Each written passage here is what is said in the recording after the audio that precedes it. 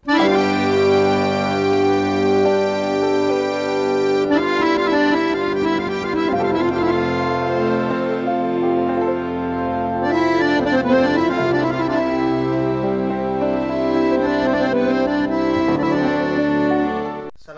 warahmatullahi wabarakatuh. Saya Yun Suratul Kolbi, NIM 1201209 dari kelas HKI 2A akan memaparkan tentang hukum nun mati dan tanwin. Di dalam Al-Quran, jika menemukan nun mati dan tanwin bertemu dengan salah satu huruf hijaiyah, maka itu akan menimbulkan dampak hukum sendiri dalam Al-Quran yang disebut dengan tajwid. Ada empat hukum jika nun mati dan tanwin bertemu dengan salah satu huruf hijaiyah. Yang pertama ada izhar, yang kedua idgham, yang ketiga iklab, dan yang keempat ikhfa. Yang pertama ada hukum nun mati dan tanwin yang bertemu dengan huruf hijaiyah. Yang pertama ada izhar. Izhar secara bahasa artinya terang atau jelas. Jika dilihat secara istilah, artinya jika ada nun mati atau tanwin bertemu dengan huruf izhar, maka dibaca dengan jelas dan terang tanpa dengung. Huruf izhar ada 6. Yang pertama ain, ha, kho, ain, dan ghain. Cara membaca izhar adalah secara jelas dan terang. Seperti salah satu contohnya yan'una. Di situ terdapat nun mati yang bertemu dengan salah satu huruf izhar yaitu ain, maka dibacanya menjadi jelas yan'una. Lalu selanjutnya salah satu contoh izhar terdapat dalam kata jannatin aliyin. Di situ terdapat tanwin yang bertemu dengan huruf izhar yaitu ain, maka cara bacanya menjadi jelas. Contohnya jannatin aliyin.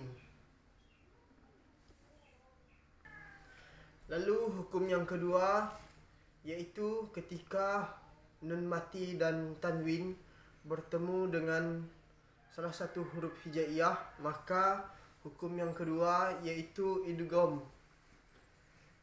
Idgham artinya memasukkan sesuatu kepada sesuatu yang lain.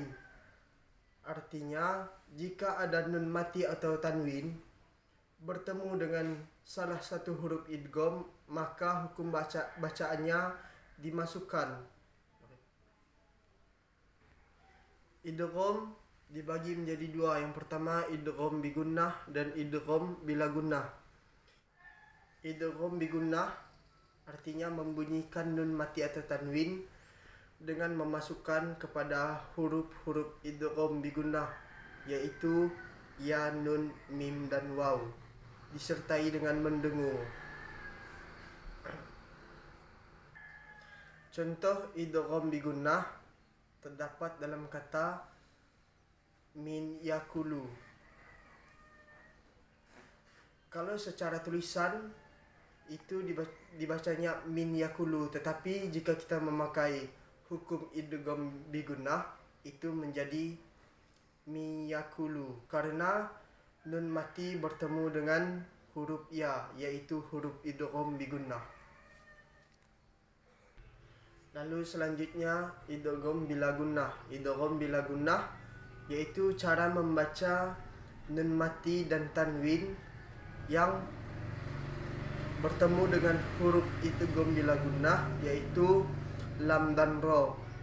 Jadi cara membacanya dengan memasukkan nun mati dan tanwin tersebut kepada lam dan ro tanpa mendengung. Contoh idgham bila gunnah terdapat dalam kata rahmatan lil alamin. Secara tulisan rahmatan lil alamin itu rahmatan lil alamin, tetapi jika kita membaca kata tersebut dengan memakai hukum idgham bila gunnah, maka menjadi rahmatan lil alamin, karena tanwin bertemu dengan la yang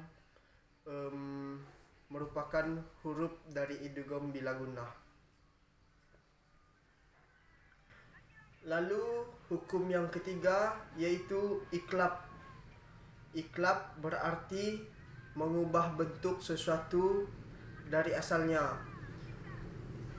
Di dalam Al-Quran terdapat yang namanya hukum iklab, yaitu apabila nun mati dan tanwin bertemu dengan huruf iklab, maka cara membacanya dengan mengubah